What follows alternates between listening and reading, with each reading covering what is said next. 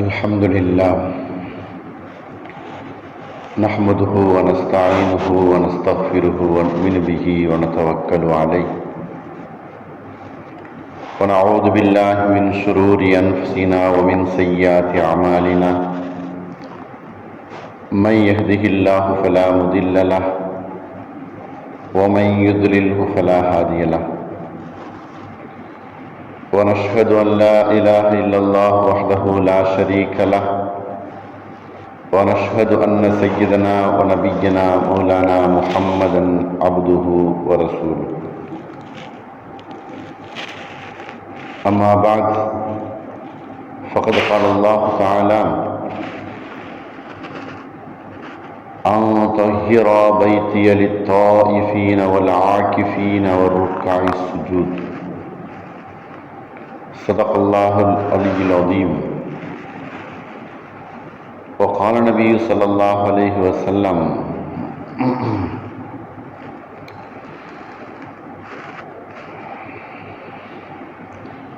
كان إذا دخل عشر الأواخر من رمضان يعتكف أو كما قال عليه الصلاة والسلام. புகழ் அனைத்தும் அல்லாஹ் ஒருவனுக்கே, சாந்தியும் சமாதானமும் நபிகள் நாயகம் ஸல்லல்லாஹு அலைஹி வஸல்லம் அவர்கள் மீதும், அவர்களை பின்பற்றிய உத்தம சத்திய சஹாபாக்கள், தாபியீன்கள், தபா தாபியீன்கள், குறிப்பாக நாம் எல்லோரின் மீதும் அல்லாஹுவின் சாந்தியும் சமாதானமும் என்றென்றும் நின்று நிலவட்டுமாக. ஆமீன்.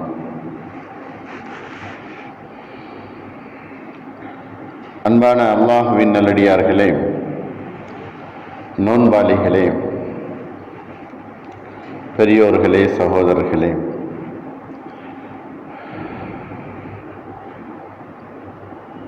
இந்த ரமதானுடைய மாசத்தில் நமக்கு அல்லாஹ் வழங்கி இருக்கக்கூடிய எல்லா நன்மையான பாக்கியங்களையும் முழுமையாக நமக்கு வழங்கி, அவனுடைய அருள் என்னும் அரவணைப்பிலே அல்லாஹ் நம்மை இணைத்துக் கொள்வானாக. நம்மையும் நமது குடும்பத்தாரையும் இந்த ரமலானுடைய சகல பாக்கியங்களையும் அல்லாஹ் தந்தருள் புரிவானாக.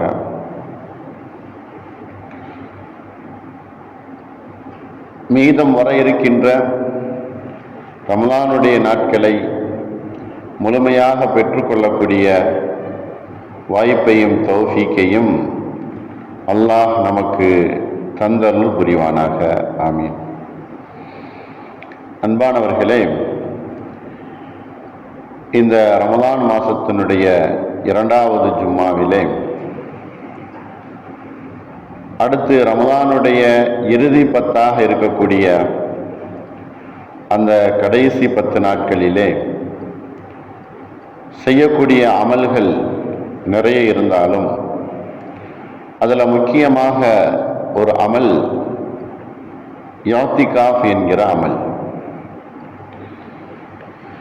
இஅ்திகாஃப் என்கிற அமல் இருக்குதே, அது நபி ஸல்லல்லாஹு அலைஹி வஸல்லம் அவர்கள் தங்கள் வாழ்நாள் பூராவும் அவர்களுடைய வஃபாத் வரையிலும் ரமலானுடைய கடைசி 10 நாட்களிலே அவர்கள் பள்ளியிலே இஅ்திகாஃப் இருந்திருக்கிறார்கள்.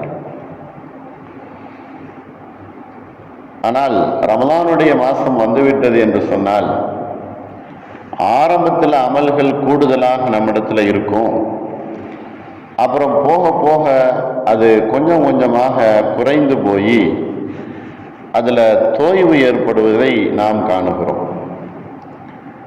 ஆரம்பத்தினுடைய குறிப்பாக சுமார் 10 நாட்கள், முதல் 10 நாட்கள் மிகவும் ஆர்வத்தோடு நோன்பு நோக்குதல், தொழுகுதல், இபாதத் செய்தல், மற்ற பிற வணக்கங்கள் காரியங்கள் செய்தல். அப்புறம் போக போக அந்த நாட்கள் வர வர ரமலானுடைய நாட்களில் கடைசி நாட்களில் எல்லாம் அமல்கள் மிகவும் குறைந்து போய் உலகத்தினுடைய தேவைகளிலே நாம் ஈடுபட்டு விடுவதை பார்க்கிறோம். குறிப்பாக ரமலான் பெருநாள் வருகிறது என்பதற்காக வேண்டிதான் கடைசி 10 நாட்களில் துணிமணி வாங்குதல், பொருள்கள் வாங்குதல், உறவினர்களுடைய வீடுகளுக்கு சென்று அவர்களுக்கு கொடுக்க வேண்டியதை கொடுக்குதல் அல்லது வாங்குதல், இது போன்ற காரியங்கள் ரமலானுடைய கடைசி 10 நாட்களில் நடந்து கொண்டிருப்பதை நாம் பார்க்கிறோம். ஆனால் ஆரம்பத்தில் நபி ஸல்லல்லாஹு அலைஹி வஸல்லம் அவர்களுடைய காலகட்டத்திலும் சரி, இப்பொழுது இருக்கக்கூடிய இந்த நிலைமையிலையும் சரி பார்க்கும் பொழுது நபி ஸல்லல்லாஹு அலைஹி வஸல்லம் அவர்கள் ஆரம்பத்தினுடைய நிலை என்பது குறைவாக இருக்கும். அது போக போக 10 நாட்கள் நிறைவு பெற்று, இரண்டாவது 10 நாட்கள் நிறைவு பெற்று, மூன்றாவது 10 நாட்களிலே இன்னும் அதிகமாக அமல்கள் செய்யக்கூடியவர்களாக இருப்பார்கள் பள்ளியிலே இருந்து கொண்டு. ஆனால் நாம் முதல் 10, 2 10 பள்ளியிலே இருக்கிறோம். குறிப்பாக டவுன்களிலே இருக்கக்கூடியவர்கள் கடைசி 10 நாளில் பர்ச்சேஸுக்காக வேண்டி போய்விடுகிறார்கள். ஆனால் கடைசி 10 நாட்கள் தான் மிகவும் நாம் பேணுதலோடு இபாதத் செய்யக்கூடிய அந்த 10 நாட்கள் என்பதை நாம் விளங்க வேண்டும். கடைசி நாட்களிலே தொய்வு என்பது ஏற்படக்கூடாது. கடைசி நாட்களிலே தொய்வு என்பது ஏற்படக்கூடாது. நன்மையான காரியங்கள் ரமலானுடைய மாதம் முடிவு பெற ரமலானுடைய மாதம் முடிவதற்கு நெருங்க நெருங்க நம்முடைய அமல்களில் இன்னும் பலம் அதிகமாக வேண்டும், ஆர்வம் அதிகமாக வேண்டும். ரமலானுடைய மாதம் என்னை விட்டு போகிறது என்பதற்காக வேண்டி நிறைய அமல்களிலே நாம் ஈடுபட வேண்டும். ஆனால் அதற்கு நேர் மாற்றமாக இன்றைக்கு ஆண் சமூகமும் பெண் சமூகமும் சேர்ந்து இன்றைக்கு கடைசி இறுதி நாட்களிலே மிகவும் உலகத்தினுடைய தேவைகளிலே கழிக்கக்கூடிய நிலையை நாம் பார்க்கிறோம். இதை நபி ஸல்லல்லாஹு அலைஹி வஸல்லம் அவர்களுடைய வாழ்க்கையோடு ஒத்து பார்க்கும் பொழுது மிகவும் பெரும் வித்தியாசத்தை நாம் காணுகிறோம். நபி ஸல்லல்லாஹு அலைஹி வஸல்லம் அவர்கள் ரமலானுடைய கடைசி 10 நாட்கள் வந்துவிட்டது என்று சொன்னால் தங்களுடைய கீழாடையை இறுக்கி கட்டி கொண்டு இரவு நேரத்தை ஹயாத்தாக ஆக்குவதிலேயும், தங்களுடைய குடும்பத்தாரை எழுப்பிவிட்டு அந்த நாட்களில் இரவு வணக்கங்களிலே ஈடுபடுவதையும் நபி ஸல்லல்லாஹு அலைஹி வஸல்லம் அவர்கள் வளமையாக கொண்டிருக்கிறார்கள். ஆயிஷா ரலியல்லாஹு அன்ஹா அவர்கள் ஒரு ஹதீஸ் அறிவிப்பாங்க. நபி ஸல்லல்லாஹு அலைஹி வஸல்லம் அவர்கள் யாத்தகிஃபு அல் அஷ்ருல் அவாஹிர மின் ரமலான், ரமலானுடைய கடைசி 10 நாட்களிலே நபி ஸல்லல்லாஹு அலைஹி வஸல்லம் அவர்கள் பள்ளியிலேயே யாத்திகாஃப் இருப்பார்கள். என்ன காரணம், எதற்காக வேண்டி? ரமலானுடைய மாதம் ஆரம்பத்தில் அல்லாஹ்விடத்தில் நாம் அருளை கேட்டோம், பாவ மன்னிப்பை கேட்டோம், நரகத்தினுடைய விடுதலையை கேட்டோம், சொர்க்கத்தை கேட்டோம். அது கடைசி வரையிலேயும் கேட்டு அல்லாஹ் அதை நமக்கு கொடுத்ததற்கு பின்னால் ரமலானுடைய மாசத்தை நிறைவு செய்தல் என்கிற நோக்கம்தான். முழுமையாக நரகத்தை விட்டு விடுதலை பெற்றவர்களாக ரமலானுடைய மாசத்தை கடைசி நாட்களை நிறைவு செய்யணும் என்பதற்காக வேண்டிதான் நபி ஸல்லல்லாஹு அலைஹி வஸல்லம் அவர்கள் கடைசி 10 நாட்களிலே பள்ளியிலேயே இஅ்திகாஃப் இருந்தார்கள். சொல்லப்படுகிறது, தொடர்ந்து 10 வருடங்கள் மதீனாவிலே இருந்த அந்த காலகட்டத்தில் தொடர்ந்து 10 வருடங்கள் நபி ஸல்லல்லாஹு அலைஹி வஸல்லம் அவர்கள் கடைசி 10 நாட்களிலே பள்ளியிலே இஅ்திகாஃப் இருந்திருக்கிறார்கள். ஆனால் இன்றைக்கு நம்மிடத்தில் இந்த இஅ்திகாஃப் என்பது மிகவும் குறைந்த வண்ணமாக இருந்து கொண்டிருக்கிறது. இஅ்திகாஃப் அப்படின்னு சொன்னா என்ன அர்த்தம்? ஒரு இடத்தை, ஒரு நாட்டத்தை, ஒரு நிலையை குறிப்பிட்டு அங்கு அமர்ந்திருப்பது, அதிலேயே நிலைத்திருப்பதுதான் இஅ்திகாஃப் என்பது. இதுல யாத்திகாஃப் இருந்ததுனால நிறைய நபிமார்கள் தங்களுக்கு மோஜிசாத்துகளையும் இந்த சமூகத்திற்கு தேவையான நல்வழி பெறக்கூடிய வேதங்களையும் அவர்கள் பெற்றார்கள். நபி ஸல்லல்லாஹு அலைஹி வஸல்லம் அவர்கள் கிட்டத்தட்ட சுமார் 5 ஆண்டுகள் நபித்துவம் கிடைப்பதற்கு முன்னால் 5 வருடங்கள் ஹிரா குகையிலே அவர்கள் தனித்திருந்து இந்த மாதிரி அவர்கள் தியானம் செய்திருக்கிறார்கள். தன்னை அல்லாஹுவோடு இணைத்திருக்கிறார்கள். அதற்கு பின்னால் அவர்களுக்கு நபி பட்டம் கிடைத்ததாக வரலாற்றிலே பதிவு செய்திருக்கிறார்கள். அப்ப இந்த யாத்திகாஃப் என்பது ஒரு பெரிய குறிக்கோளை கொண்டது, பெரிய எதிர்பார்ப்பு உடையது. அந்த யாத்திகாஃபுக்கு பின்னால் ஒரு மாற்றங்கள் வருவதை எதிர்பார்த்துதான் யாத்திகாஃப் என்பது நடைபெறுகிறது. யாத்திகாஃபினுடைய நோக்கத்தை நபி ஸல்லல்லாஹு அலைஹி வஸல்லம் அவர்கள் தங்களுடைய வாழ்க்கையிலே நிலைநாட்டி காட்டினார்கள். அல்லாஹ்விடத்தில் துஆ செய்தல், முறையிடுதல், கோரிக்கை வைக்குதல், அல்லாஹ்விடத்தில் சில உடன்படிக்கைகளை செய்து கொள்ளுதல், அல்லாஹுவோடு தனக்கு இருக்கக்கூடிய அந்த நெருக்கத்தை அதிகப்படுத்திக் கொள்ளுதல், படைத்த ரப்போடு மிகவும் நெருக்கத்தை ஏற்படுத்திக் கொள்வதுதான் யாத்திகாஃபினுடைய நிலையாக இருந்து கொண்டிருக்கிறது. சுருக்கமாக சொல்லப்போனால் படைப்பினங்களுடைய தொடர்புகளை முழுவதுமாக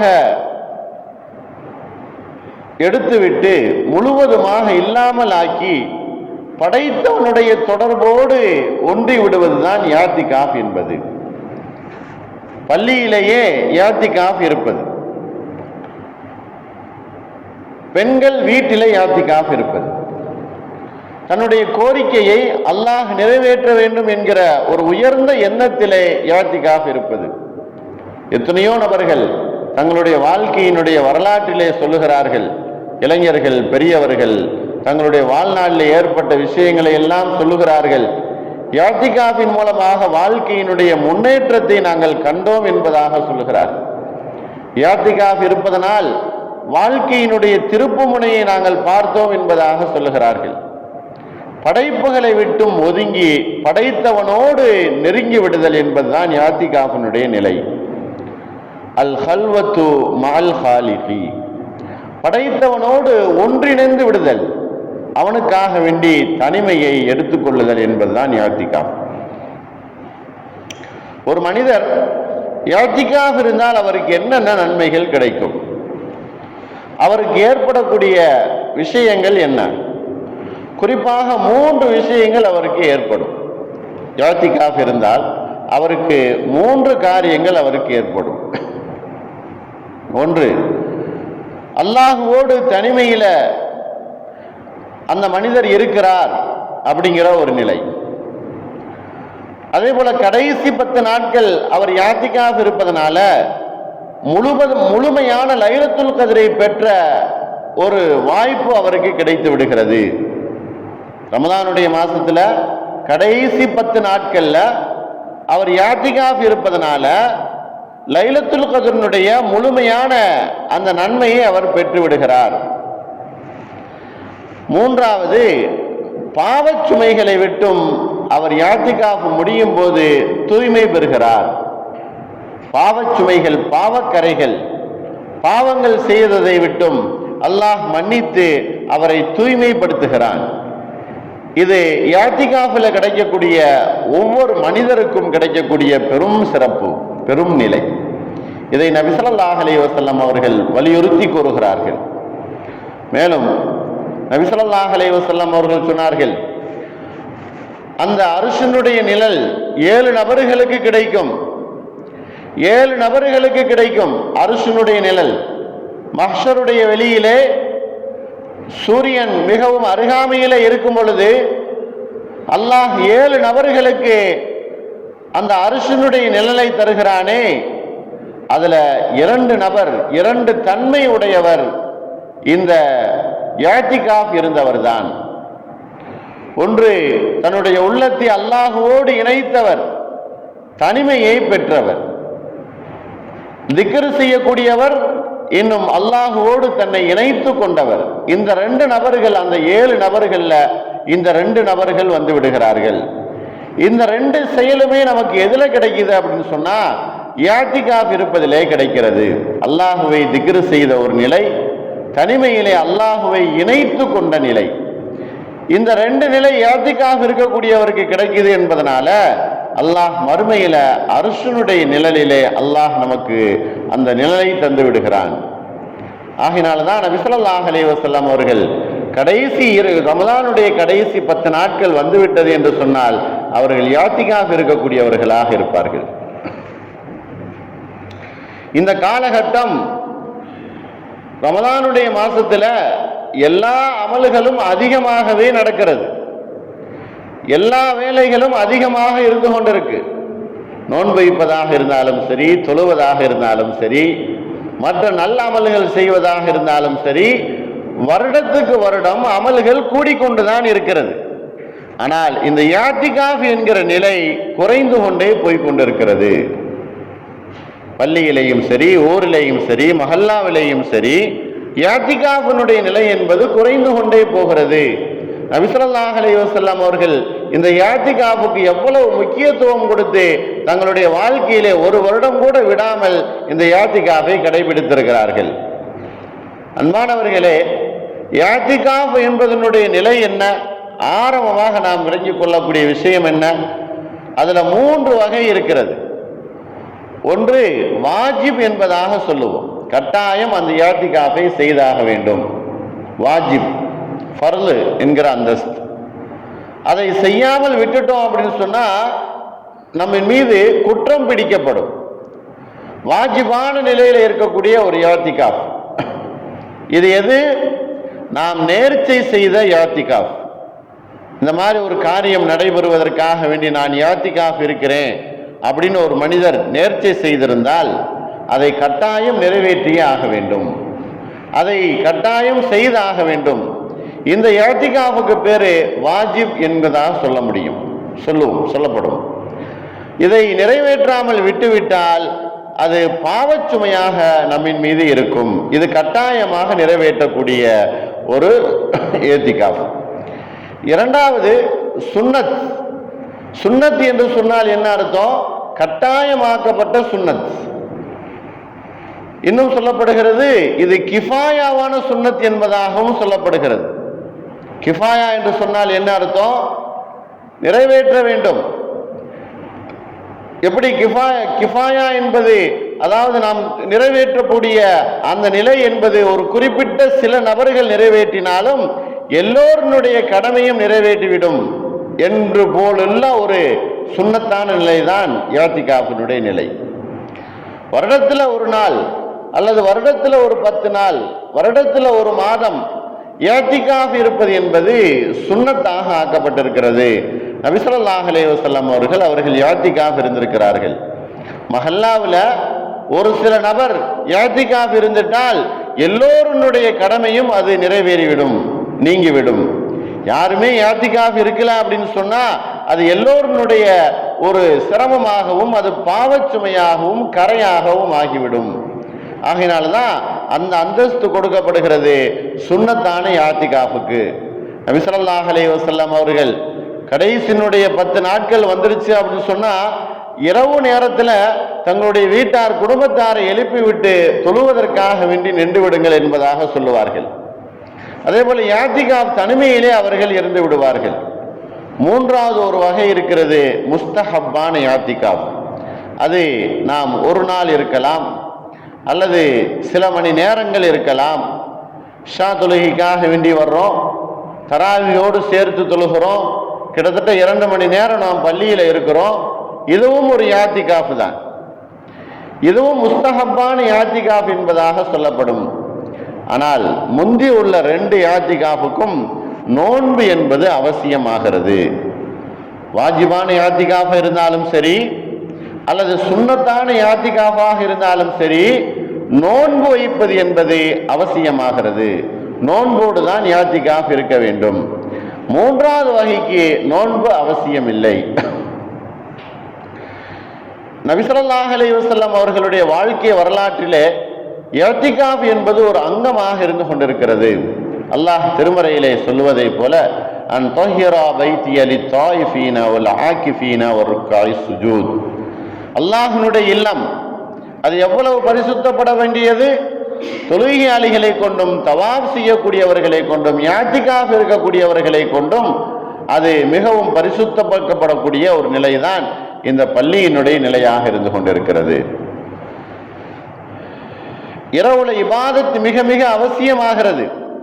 அன்பானவர்களே, இரவுனுடைய நேரம் என்பது மிகவும் அவசியமான ஒன்று. துல்ஹஜ்ஜினுடைய பிறை 10 நாட்கள், முதல் பிறையிலிருந்து துல்ஹஜ்ஜினுடைய 10 வரை. அதே போல இந்த ரமலானுடைய கடைசி 10 நாட்கள், மூன்றாவது ஒரு 10 நாட்கள் இருக்கிறது, முஹர்ரமுடைய முதல் 10 நாட்கள். இந்த 3 நாட்களும் எழுதப்படுகிறது சிறப்பிற்குரிய 10 நாட்கள் தான், சிறப்பான நாட்கள் தான். அது ரமலானுடைய கடைசி 10 நாளாக இருக்கட்டும், துல்ஹஜ்ஜினுடைய முதல் 10 நாளாக இருக்கட்டும், அல்லது முஹர்ரம் மாசத்தினுடைய முதல் 10 நாட்களாக இருக்கட்டும், சிறப்பான நாட்கள் தான். ஆனால் வித்தியாசம் என்ன? ரமலானுடைய மாசத்தினுடைய கடைசி 10 நாட்கள் இருக்குதே, அது இரவால் சிறப்பு வாய்ந்தது. துல்ஹஜ்ஜினுடைய முதல் 10 நாட்கள் இருக்கிறதே, அது பகலால் சிறப்பு வாய்ந்தது என்று சொன்னா, அதுல பகல்ல நிறைய ஹஜ்ஜினுடைய காரியங்கள் செய்து கொண்டிருக்கிறார்கள். அதே போல காரியங்கள் உண்டாகி கொண்டிருக்கிறது, காரியங்கள் நடந்து கொண்டிருக்கிறது. ஆனால் ரமலானுடைய கடைசி 10 நாட்கள்ல பகல்ல நோன்பு வைத்தாலும் இரவு நேரத்தில் தொழுகை என்பது மிகவும் சிறப்பிற்குரியதாக இருக்கிறது.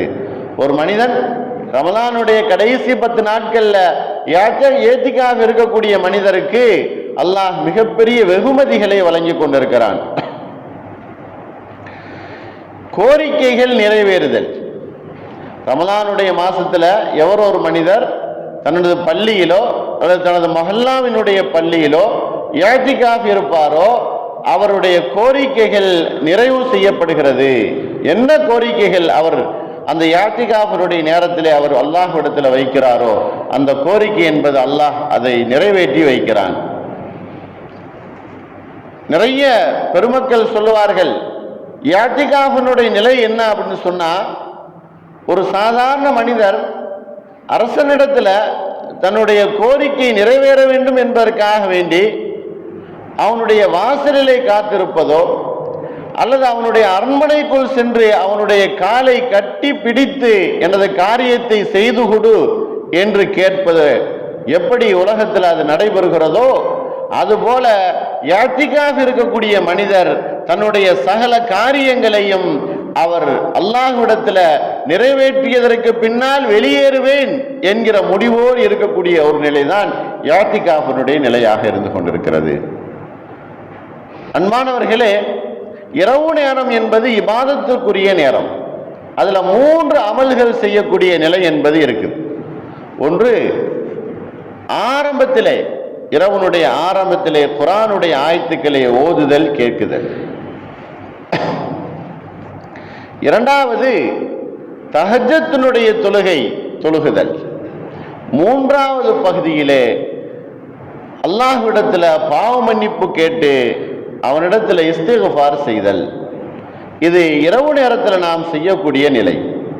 முதல் இரவுனுடைய ஆரம்பம் என்பது குர்ஆன் ஓதி திலாவத்து செய்தல், அதிகமாக ஓதுதல் குர்ஆன். ரமலானுடைய கடைசி 10 நாட்கள் வந்துருச்சு அப்படின்னு சொன்னா நிறைய குர்ஆனை ஓதி திலாவத் செய்தல். திலாவத்து முடித்ததற்கு பின்னால் அதே நடு இரவிலே, இரவனுடைய நடு பகுதியிலே நாம் தஹஜ்ஜுனுடைய தொழுகையை தொழுகுதல். மூன்றாவது பகுதியிலே நம்முடைய பாவங்களை நினைத்து மன்னிப்பு கோருதல், இஸ்திக்ஃபார் செய்தல். இதுதான் இரவு நேரத்தில் நாம் செய்யக்கூடிய ஒரு நிலை யாத்திகாஃப் இருக்கக்கூடியவர்கள். அன்பானவர்களே, யாத்திகாஃப் என்பது வாழ்க்கையில் நாம் இருந்து ஆக வேண்டும். இருக்கக்கூடியவர்கள் தனக்காக வேண்டி மட்டுமல்லாமல் மஹல்லாவினுடைய நிலையினுடைய முன்னேற்றத்திற்கும் மஹல்லாவாசிகளுடைய தேவைகளுக்கும் உலக முஸ்லிம்களுக்கும் துவா செய்வது மிகவும் கடமையாக இருந்து கொண்டிருக்கிறது. இப்படி இருக்கக்கூடிய கடைசி ரமலானுடைய 10 நாட்களை இன்றைக்கு நாம் அதை புரிந்து கொள்ளாமல் அதனுடைய நேரங்களை, அதனுடைய காலங்களை நாம் வீணடித்துக் கொண்டிருக்கிறோம். 20 நாட்கள் செல்லும் வரை நாம் பள்ளியில இபாதத்து, வணக்க வழிபாடுகள், நோன்பு என்பதாக நாம் இருந்து விடுகிறோம். கடைசி 10 நாட்கள் வரும் பொழுது நாம் அறுவடை செய்யக்கூடிய அந்த நாளையிலே நாம் என்ன செய்து விடுகிறோம்? பாழாக்கி விடுகிறோம். உலக காரியங்களிலே ஈடுபட்டு விடுகிறோம். கடைவீதிக்கு செல்வது, பொருட்கள் வாங்குவது, மற்ற காரியங்களிலே ஈடுபடுவது, இது போன்ற காரியங்களை அறுவடை எப்ப செய்வதற்கு நாம் அந்த பயிர் வந்து விட்டதோ அதை நாம் வீணாக்கி விடுகிறோம். அதுதான் இன்றைக்கு நடந்து கொண்டிருக்கக்கூடிய சூழலாக இருந்து கொண்டிருக்கிறது. ஆகினால் அன்பானவர்களே, ரமலானுடைய மாதம் நமக்கு ஒரு முக்கியமான மாதமாக இருந்தாலும் அதிலையும் முக்கியமானதொரு நாட்கள் என்பது ரமலானுடைய கடைசி 10 நாட்களாக இருந்து கொண்டிருக்கிறது. அதுல லைலத்துல் கத்ர் என்கிற ஒரு சிறப்பு வாய்ந்த இரவு ஒன்று இருக்கிறது. அது 1000 மாதங்களை விட சிறந்தது. அந்த இரவு நமக்கு கிடைக்கிவிட்டது என்று சொன்னால் 1000 மாதங்கள் நாம் நின்று வணங்கினால் என்ன நன்மை கிடைக்குமோ அந்த நன்மை அந்த இரவுல நாம் பெற்றுக்கொள்கிறோம். அதுல இன்னொரு இரவும் இருக்கிறது. அது என்ன? அதாவது பெருநாளுடைய முதல் இரவு, அதுவும் நமக்கு கிடைத்து விடுகிறது. அதுவும் சிறப்பு வாய்ந்த இரவு. நபி ஸல்லல்லாஹு அலைஹி வஸல்லம் அவர்கள் சொன்னார்கள், கடைசி 10 நாட்கள்ல நீங்கள் லைலத்துல் கத்ருடைய இரவை தேடிக்கொள்ளுங்கள். அதுவும் ஒற்றப்படையான நிலையிலே உங்களுடைய அந்த லைலத்துல் கத்ரை நீங்கள் அடைந்து கொள்ளுங்கள், அதற்கு முயற்சி செய்து கொள்ளுங்கள் என்று சொன்னார்கள்.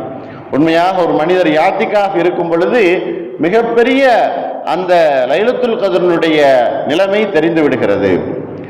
யாத்திகாஃப் இருக்கக்கூடியவர்கள் உலக காரியங்களை விட்டும் ஒதுங்கி இருக்க வேண்டும். குறிப்பாக இன்றைக்கு முக்கியமாக உலகத்தினுடைய தொடர்புகளை விட்டும் நீங்கி இருந்தாவே மிகப்பெரிய ஒரு நன்மை கிடைத்தவர்களாக நாம் ஆகிவிடுவோம். ஆகையினால் ரமலானுடைய மாதம் இருக்குதே, அது நம்மை விட்டும் போகக்கூடிய மாதமாக இருந்து கொண்டிருக்கிறது. அதில் செய்யக்கூடிய நல்ல அமல்களை அந்தந்த காலத்துக்கேற்ப நாம் செய்து முடித்து விட வேண்டும். வரக்கூடிய கடைசி 10 நாட்கள் இருக்குதே, சிறப்பு வாய்ந்த நாட்களாக இருப்பதனால் அந்த நாட்களிலே நமக்கு கிடைக்கப்பெறக்கூடிய அந்த யாத்திகாஃப் இருக்கக்கூடிய அந்த பாக்கியத்தையும் அதனுடைய நன்மையையும் வல்ல ரஹ்மானம் எல்லோருக்கும் தந்து அல்புரிவானாக. வாஹிர் தாவானான் அல்ஹம்துலில்லாஹி ரப்பில் ஆலமீன். அஸ்ஸலாமு அலைக்கும் வரஹ்மத்துல்லாஹி வபரகாத்துஹு.